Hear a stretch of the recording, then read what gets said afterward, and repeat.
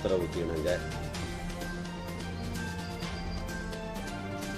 பரவி வருகின்ற corona virus தடுப்பு நடவடிக்கை குறித்து கரூர் மாவட்டத்தில் முன்னெச்சரிக்கை நடவடிக்கைகள் குறித்து இப்பொழுது மாவட்ட ஆட்சித்தலைவர் அலுவலகத்தில் ஆய்வுக் கூட்டம் நடத்தப்பட்டது.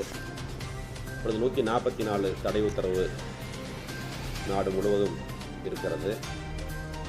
அதன் அடிப்படையில் மக்களை எப்படி தனிமைப்படுத்துவது, இந்த நோய் பரவாமல் தடுப்பு நடவடிக்கைகளை எவ்வாறு திறம்பட மேற்கொள்வது, அந்த சமயத்தில் மக்களுக்கு அத்தியாவசிய பொருட்கள் தங்குதடையில்லாமல் எப்படி அவர்களுக்கு கொடுப்பது என்பது சம்பந்தமாக துறை சம்பந்தப்பட்ட அதிகாரிகளை வரவழைத்து துறை வாரியாக ஆய்வுக் கூட்டங்கள் நடத்தப்பட்டது.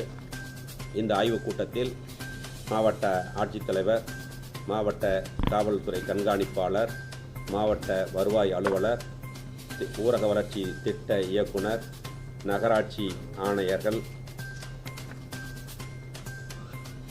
பேரூராட்சி உதவி இயக்குனர், மருத்துவக் கல்லூரி முதல்வர், வட்டார போக்குவரத்து அலுவலர், இணை பதிவாளர், கண்காணிப்பு பொறியாளர், மின்சாரத்துறை, உணவுத்துறை அலுவலர்கள், தொழிலாளர் நலத்துறை, காய்கறி மளிகை உணவகங்கள், மருந்து கடை, பால் வியாபாரிகள் சங்கத்தினுடைய பிரதிநிதிகள் அடங்கிய ஆய்வுக் கூட்டம் இன்று காலையிலிருந்து துறை வாரியாக நடத்தப்பட்டது. இந்த ஆய்வுக் கூட்டத்தில் கரூர் மாவட்டத்தில் மாண்புமிகு முதலமைச்சருடைய அறிவுறுத்தலின்படி மாண்புமிகு பாரத பிரதமர் நரேந்திர மோடி அவர்களுடைய அறிவுறுத்தலின்படி இந்த 144 தடை உத்தரவை அந்த 21 நாட்களுக்கு வருகின்ற 15ஆம் தேதி வரை எப்படி கண்காணிப்பது, மக்களுக்கு தேவையான பொருட்களை கொடுப்பது, அதேபோல விலையேற்றங்களை எல்லாம் எப்படி கட்டுப்படுத்துவது சம்பந்தமான ஆய்வுக் கூட்டம் நடைபெற்றது. அத்தியாவசிய பணிகளுக்கு வரக்கூடிய பணியாளர்களுக்கு அடையாள அட்டைகள் கொடுத்து அவர்களை பணிக்கு வரவழைக்க வேண்டும். தேவையில்லாதவர்கள் ரோட்டில் நடமாடும் பொழுது அவர்களை கண்டித்து வீட்டுக்குள்ளேயே இருப்பதற்கு அறிவுறுத்தப்பட்டிருக்கிறது. அதேபோல் காய்கறிகள், மளிகை, மருந்து பொருட்கள், பால் போன்ற பொருட்கள் அவர்களுக்கு எளிதில் கிடைக்க வேண்டும்.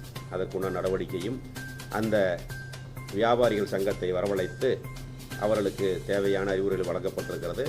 அவர்களுக்கு ஏதாவது உதவி தேவைப்பட்டால் மாவட்ட அலுவலகம், மாவட்ட அளவில் நாங்கள் அதை செய்து கொடுப்பதற்கு தயாராக இருக்கிறோம். சென்னையிலிருந்து மருந்துகள் வர வேண்டும் என்று தெரிவித்திருக்கிறார்கள். அவரிடத்தில் நாங்கள் தொலைபேசி எண்ணை பெற்றிருக்கிறோம். சென்னையிலிருந்து கரூருக்கு வாகனத்தில் அந்த மருந்துகளை கொண்டு வருவதற்குண்டான ஏற்பாடுகளை செய்ய இருக்கிறோம். அதே போல் மொத்த மல்லிகை பொருட்கள் தீர்ந்து விட்டதாகவும் அது சேலத்திலிருந்து வர வேண்டும் என்றும் கூறியிருக்கிறார்கள். அதற்கும் நாங்கள் துறை சம்பந்தப்பட்ட அதிகாரிகளிடத்தில் சொல்லி அந்த பொருட்களும் தங்குதடை இல்லாமல் கிடைக்க வேண்டும் என்பதற்கான ஏற்பாடுகளை செய்திருக்கிறோம்.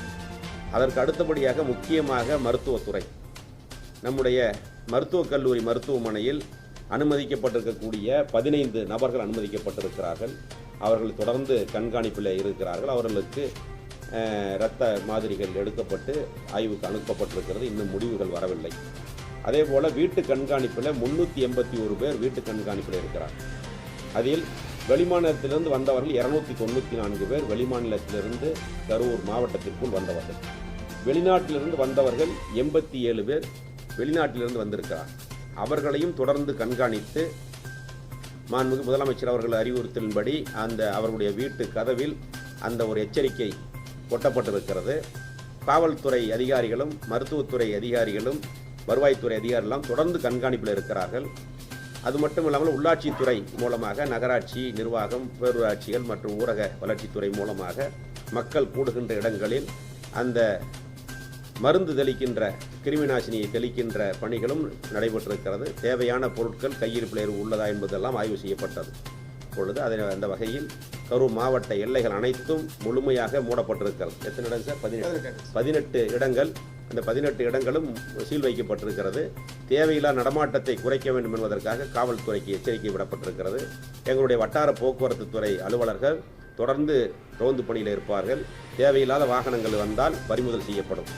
தாசில்தார், வருவாய்த்துறை அதிகாரிகள், கிராம நிர்வாக அலுவலர் வரை உஷார்படுத்தப்பட்டுள்ளது. அந்தந்த கிராமங்களில் அவர்கள் தொடர்ந்து கண்காணிப்பில் இருக்க வேண்டும். மக்களுக்கு தேவையான பொருட்கள் ஏதாவது தேவைப்பட்டால் அவர்களுக்கு அந்த வசதியை செய்து கொடுத்து மக்கள் நடமாட்டத்தை குறைத்து கொரோனாவை விரட்டுவது சம்பந்தமாக நம்முடைய முன்னெச்சரிக்கை நடவடிக்கைகளை கரூர் மாவட்டம் முழு மூச்சிலே எடுத்திருக்கிறது. அது இன்று காலையிலிருந்து துறை வாரியாக ஆய்வுக் கூட்டங்கள் நடத்தியிருக்கிறோம். அமைச்சர் அவர்கள் நேற்று சட்டமன்றத்தில் அறிவித்த அந்த குடும்ப அட்டைகளுக்கு 1000 ரூபாய் மற்றும் அந்த உணவுப் பொருட்கள் வழங்குவதற்கு இந்த ஜேஆர் கூட்டுறவுத்துறை இணைப்பதிவாளர் அவர்கள் வந்திருந்தாங்க. அவங்ககிட்ட சொல்லி அந்த துறையில் கூட்ட நெரிசல் இல்லாமல் முதலமைச்சர் அவர்கள் எப்படி அறிவுறுத்துகிறார்களோ அதன்படி அந்த உணவுப் பொருட்கள் வழங்க வேண்டும் என்று நாங்கள் அறிவுறுத்தியிருக்கோம்.